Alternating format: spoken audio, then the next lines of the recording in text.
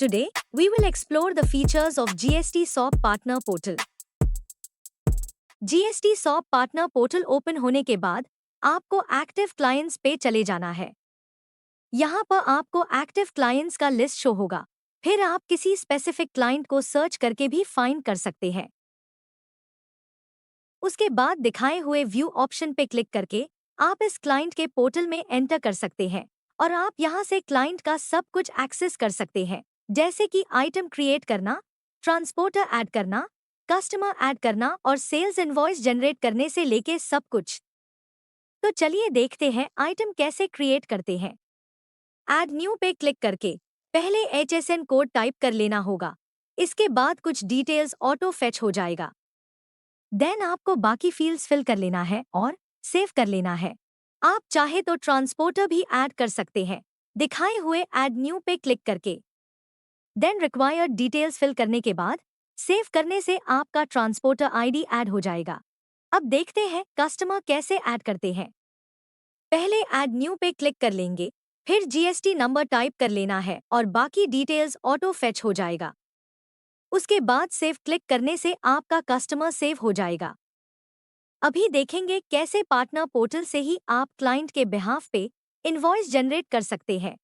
पहले सेल्स पे जाके इनवॉइस पे क्लिक कर लेना है। उसके बाद ऐड न्यू पे क्लिक करके रिक्वायर्ड डिटेल्स फिल कर लेना है, जैसे कि पहले कस्टमर नेम सिलेक्ट करना होगा, फिर आइटम नेम, क्वांटिटी और रेट टाइप करके नीचे स्क्रॉल करना है और व्हीकल नंबर टाइप कर लेना होगा।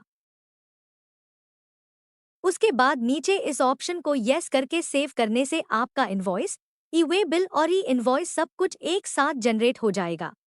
नेक्स्ट देखते हैं क्रेडिट नोट कैसे जनरेट करते हैं। पहले ऐड न्यू पे क्लिक करके कस्टमर नेम सिलेक्ट कर लेना है। देन आपको जिस इनवॉइस के अगेंस्ट क्रेडिट नोट बनवाना है उस इनवॉइस नंबर को सिलेक्ट कर लेना होगा। उसके बाद आइटम नेम, क्वांटिटी और रेट टाइप करना होगा। देन व्हीकल नंबर टाइप करके नीचे स्क्रॉल करके इस ऑप्शन को यस करके सेव करने से आपका क्रेडिट नोट और ई वे बिल दोनों जनरेट हो जाएगा। आप देखते हैं डिलीवरी चालान कैसे जनरेट करते हैं। पहले ऐड न्यू पे क्लिक करके कस्टमर नेम सिलेक्ट कर लेना है। उसके बाद आइटम नेम, क्वांटिटी और रेट टाइप करना होगा। देन व्हीकल नंबर टाइप करके नीचे स्क्रॉल कर लेना है और इस ऑप्शन को यस करके सेव करने से आपका डिलीवरी चालान और ई वे बिल दोनों जनरेट हो जाएगा। अब देखते हैं वेंडर कैसे ऐड करते हैं। पहले ऐड न्यू पे क्लिक करना होगा। देन GST ट्रीटमेंट चूज कर लेना है। अगर रजिस्टर्ड है तो GST नंबर टाइप करने के बाद डिटेल्स ऑटो फेच हो जाएगा और अगर अनरजिस्टर्ड बिजनेस चूज करेंगे तो डिटेल्स मैन्युअली फिल करना होगा। उसके बाद सेव बटन पे क्लिक करने से आपका वेंडर सेव हो जाएगा। अब देखते हैं परचेज इनवॉइस कैसे जनरेट करते हैं। पहले परचेज इनवॉइस पे क्लिक कर लेना होगा। उसके बाद ऐड न्यू पे क्लिक करके वेंडर नेम सिलेक्ट कर लेना है। फिर आइटम नेम, क्वांटिटी और रेट टाइप करके नीचे स्क्रॉल करना है और व्हीकल नंबर टाइप कर लेना होगा। उसके बाद नीचे इस ऑप्शन को यस करके सेव करने से आपका इनवॉइस, ई वे बिल और ई इनवॉइस सब कुछ एक साथ जनरेट हो जाएगा। अब देखते हैं डेबिट नोट कैसे बनते हैं। पहले ऐड न्यू पे क्लिक करके वेंडर नेम सिलेक्ट कर लेना होगा। उसके बाद जिस इनवॉइस के अगेंस्ट डेबिट नोट जनरेट करना है उस इनवॉइस नंबर को सिलेक्ट कर लेना होगा। फिर आइटम नेम, क्वांटिटी और रेट टाइप कर लेना है। फिर नीचे स्क्रॉल करके व्हीकल नंबर डालना होगा। उसके बाद इस ऑप्शन को यस करके सेव पे क्लिक करने से आपका डेबिट नोट जनरेट हो जाएगा विद ई वे बिल। अब देखते हैं इनकमिंग इनवॉइस का फीचर। ये एक बहुत ही यूनिक फीचर है।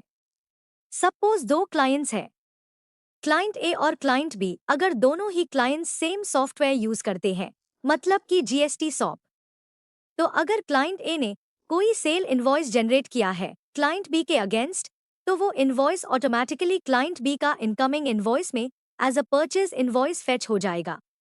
जैसे कि आप देख सकते हैं यहाँ पर जितना भी इनवॉइसेस शो हो रहा है सब ऑटो फेच हुआ है सॉफ्टवेयर में। नेक्स्ट देखते हैं ई वे बिल्स। इसमें आपको दो ऑप्शंस दिखाई देगा। फर्स्ट, जनरेटेड बाय अदर्स, जहां पर आपको शो होगा आपके जीएसटी नंबर के अगेंस्ट जितना भी ई वे बिल्स जनरेट हुआ है, सब यहां पर शो होगा। सेकंड है EWB आउटवर्ड्स एंड इनवर्ड्स, जहां पर आपको सभी ई वे बिल्स शो होगा including sale invoice and purchase invoice के सारे ई वे बिल्स। अब देखते हैं जीएसटी फाइलिंग कैसे होता है। GSTR1 का एक पेज ओपन होगा। वहां पर अभी आपको जिस मंथ का GSTR1 फाइलिंग करना है, पीरियड ऑफ रिटर्न पे जाके उस मंथ को सिलेक्ट करना है। उसके बाद दिखाए हुए इंपोर्ट योर डेटा पे क्लिक करने से आपका सेल एंड क्रेडिट नोट का सारा डेटा यहाँ पर इंपोर्ट हो जाएगा। अभी अगर आपको नया इनवॉइस भी ऐड करना है तो नया इनवॉइस भी ऐड कर सकते हैं, दिखाए हुए क्रिएट इनवॉइस पे क्लिक करके। अभी आप व्यू माई इनवॉइसेस पे जाके आपका सारा इनवॉइसेस और क्रेडिट नोट देख सकते हैं। फिर अपलोड टू जीएसटिन में जाके upload all documents using OTP पे क्लिक करने से आपके रजिस्टर्ड फोन नंबर पे एक ओटीपी आएगा। उसके बाद ओटीपी टाइप करके सेव बटन पे क्लिक करने से आपका सारा डेटा गवर्नमेंट पोर्टल में अपलोड हो जाएगा। फिर फाइल GSTR1 पे क्लिक करने से आपको दो ऑप्शंस दिखाई देगा। पहले स्टेप 1 पे आपको दिखाई देगा please click here to start file processing. उसके बाद प्रोसीड टू फाइल में क्लिक कर लेंगे। स्टेप 2 में आपको फाइल विद ईवीसी का ऑप्शन दिखाई देगा। उसमें क्लिक करने से आपका registered phone number and email ID पे एक ईवीसी आएगा। फिर ईवीसी टाइप करने से आपका GSTR1 फाइलिंग सक्सेसफुली हो जाएगा। फाइलिंग हो जाने के बाद आपका ARN नंबर भी जनरेट होके चला आएगा।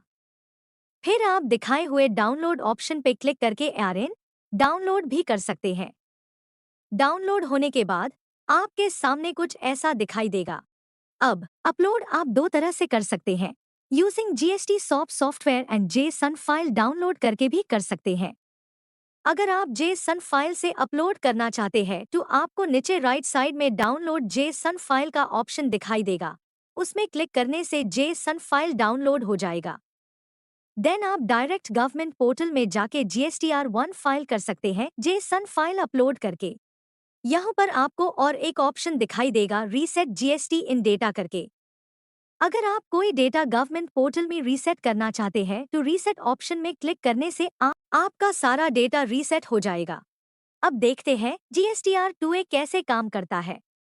पहले GSTR2A पे क्लिक करें, फिर आपको पीरियड ऑफ रिटर्न चूज कर लेना है।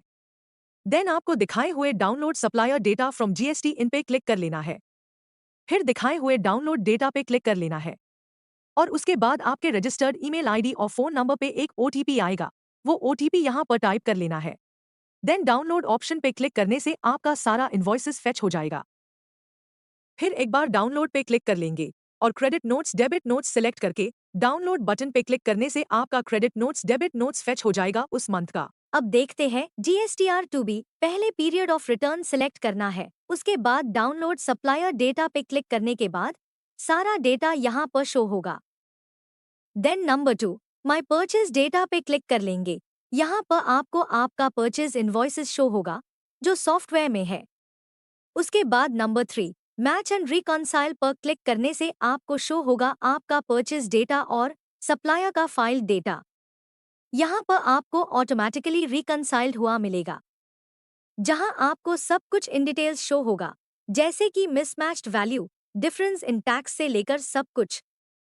ग्रीन कलर का जो है वो ऑलरेडी मैच्ड है और मिसमैच वाला आपको रेड कलर का शो होगा।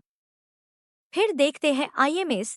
पहले IMS पे क्लिक कर लेंगे, उसके बाद पीरियड ऑफ रिटर्न चूज करना होगा और डाउनलोड इनवर्ड IMS पे क्लिक कर लेंगे। उसके बाद आपके सामने कुछ ऑप्शंस शो होगा जैसे कि all other ITC, inward supplies from ISD and import of goods. Then show होगा B2B invoices, B2B invoices amendments, B2B debit notes, B2B debit notes amendments, B2B credit notes, B2B credit notes amendments, ECO 95 invoices and ECO 95 invoices amendments. Then आपके सामने सारे invoices show होगा। फिर आप चाहे तो single invoice भी एक्सेप्ट या फिर रिजेक्ट कर सकते हैं दिखाए हुए तरीके से, या फिर आप सिलेक्ट ऑल करके भी सब इनवॉइसेस को एक साथ ही एक्सेप्ट या फिर रिजेक्ट कर सकते हैं दिखाए हुए तरीके से। उसके बाद चले जाएंगे आउटवर्ड सप्लाईज पे, फिर download outward IMS data from GSTN पे क्लिक करके डाउनलोड कर लेंगे। देन यहाँ पर आपको शो होगा GSTR1 एंड GSTR1A, फिर B2B, B2BA, CDNR, CDNRA, e com and e com A. Then नीचे आपको सारा इनवॉइसेस शो होगा, जो भी एक्सेप्ट किया है और जो अभी भी एक्सेप्ट करना बाकी है सब। और आप यहाँ क्लिक करके सभी कैटेगरीज का इनवॉइसेस व्यू कर सकते हैं। अब देखते हैं GSTR3B कैसे काम करता है। पहले आपको GSTR3B पे क्लिक कर लेना है। उसके बाद पीरियड ऑफ रिटर्न चूज कर लेना है। फिर आपके सामने ये 6 ऑप्शंस दिखाई देगा। Tax on outward and reverse charge inward supplies, supplies notified under Section 9(5) of the CGST Act 2017. Interstate supplies. Eligible ITC. Exempt, nil and non-GST inward supplies. Interest and late fee for previous tax period. उसके बाद view details पे click करने के बाद आपको कुछ ऐसा दिखाई देगा। फिर आपको एलिजिबल ITC पे क्लिक करके सब कुछ चेक कर लेना है। फिर आपको बाकी व्यू डिटेल्स पे क्लिक करके सब कुछ रीचेक कर लेना होगा बाकी डिटेल्स को। उसके बाद नीचे स्क्रॉल करके सेव GSTR3B पे क्लिक करने से आपका GSTR3B सेव हो जाएगा। देन प्रोसीड टू पेमेंट पे क्लिक कर लेना है। उसके बाद प्रीव्यू ड्राफ्ट GSTR3B पे क्लिक करने से आपका ड्राफ्ट सेव हो जाएगा। उसके बाद आप इसे व्यू कर सकते हैं। देन क्रिएट चालान पे क्लिक कर लेंगे और कंफर्म पे क्लिक करने से आपका चालान क्रिएट हो जाएगा। उसके बाद मेक पेमेंट पर क्लिक करने से आपका GSTR3B ऑफसेट हो जाएगा।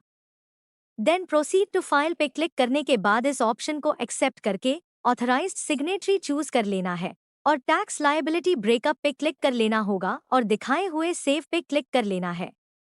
देन प्रीव्यू ड्राफ्ट GSTR3B पे क्लिक करने से आपका ड्राफ्ट डाउनलोड हो जाएगा और आप व्यू कर सकते हैं। Then file GSTR3B with EVC पे क्लिक करने के बाद आपके फ़ोन नंबर और ईमेल आईडी पे एक EVC आएगा। वो EVC टाइप करके वेरीफाई पे क्लिक करने से आपका GSTR3B फाइल हो जाएगा सक्सेसफुली।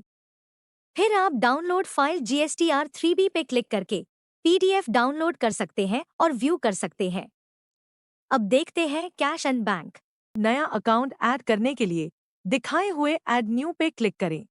यहाँ पर आपको account type, account number, bank name, IFSC code, branch name, account holder name and status, ये सब डिटेल्स फिल कर लेना है।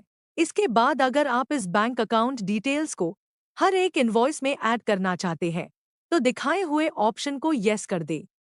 फिर अपने हिसाब से अकाउंट बैलेंस टाइप चूज करें और opening balance and opening balance date type करके सेव बटन पे क्लिक करने से आपका बैंक अकाउंट सक्सेसफुली ऐड हो जाएगा। अब देखते हैं ट्रांजैक्शंस कैसे एंट्री करते हैं। पहले कैश एंड बैंक पे क्लिक करके फिर ट्रांजैक्शंस पे क्लिक कर लेना है। फिर आपको नया एंट्री करना है तो दिखाए हुए ऐड न्यू पे क्लिक कर लेना है। यहाँ पर आपको वाउचर टाइप पे 3 ऑप्शंस दिखाई देगा, रिसीप्ट, पेमेंट और कॉन्ट्रा। अगर आप किसी से कोई भी अमाउंट रिसीव करते हैं तो उसको रिसीप्ट पेमेंट बोलते हैं। अगर आप किसी को पेमेंट करते हैं तो उसको पेमेंट बोलते हैं और अगर आप खुद के अकाउंट में खुद ही कोई भी ट्रांजैक्शन करते हैं तो उसको कॉन्ट्रा बोलते हैं। तो अपने हिसाब से वाउचर टाइप चूज कर ले दिखाए हुए ऑप्शन से। फिर आपको लेजर नेम चूज कर लेना है। लेजर नेम चूज करने के बाद आपको ऊपर पार्टी का क्लोजिंग बैलेंस शो होगा। फिर आपको ट्रांजैक्शन टाइप पे जाके ट्रांजैक्शन टाइप चूज कर लेना है, जैसे कि कैश या फिर ई फंड ट्रांसफर। इसके बाद अमाउंट टाइप कर लेना है। देन आपको बैंक अकाउंट चूज कर लेना है जिस अकाउंट से आपने पेमेंट किया है। फिर ट्रांजैक्शन डेट और चेक नंबर या फिर रेफरेंस नंबर टाइप कर लेना है। अगर आपको नरेशन लिखना है कुछ तो दिखाए हुए नरेशन बॉक्स में लिख सकते हैं। देन सेव बटन पे क्लिक करने से आपका एंट्री सक्सेसफुली सेव हो जाएगा। अगर आपको बल्क में एंट्री करना है तो आप हमारा टेम्पलेट डाउनलोड कर सकते हैं दिखाए हुए डाउनलोड टेम्पलेट पे क्लिक करके। फिर एक्सेल डाउनलोड होने के बाद उसमें डेटा फिल करके सेव कर लेना है। देन दिखाए हुए इंपोर्ट बटन में क्लिक करके फाइल चूज करने के बाद सेव बटन पे क्लिक करके आप बल्क में ट्रांजैक्शंस अपलोड कर सकते हैं।